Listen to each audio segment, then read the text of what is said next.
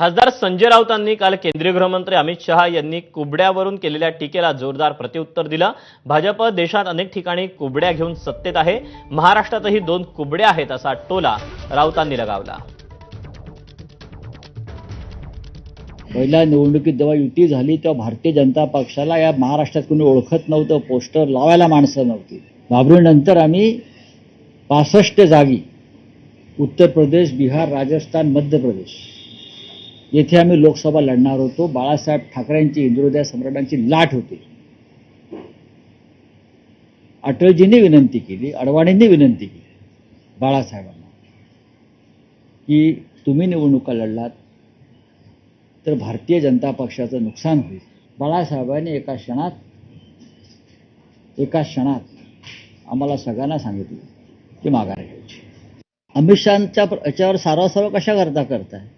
अमित शहा स्पष्ट बोललेले आहेत। अमित शहा स्पष्ट बोललेले आहेत। खरं म्हणजे या अपमानानंतर अजित पवार आणि शिंदे यांनी सरकारच्या बाहेर पडायला पाहिजे। स्वाभिमानाची थोडी जरी ठणकी त्यांच्यामध्ये पेटत असेल तर काल त्यांचा जो कुबड्या म्हणून उल्लेख केला, बरं का, कुबड्या, तर या दोघांनी स्वाभिमान असेल मराठा म्हणून तर राजीनामा देऊन बाहेर पडलं पाहिजे। हिंदुस्थानात बहुतेक ठिकाणी, आज सोडून द्या, भाजप कुबड्यावर सत्तेवर आली, कुबड्यांच्या मदतीने त्यांनी पक्ष वाढवला।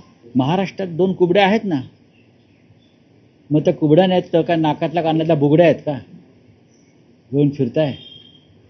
कुबड्या आहेत, पण गरज सर्व वैद्य म्हणून, बरं का, कुबड्या घ्यायच्या, शिडी वापरायची आणि ती शिड्यांच्या कुबड्या फेकून द्यायच्या आणि मग होट चोरी वगैरे प्रकार करून स्वतः सत्तेवर यायचं।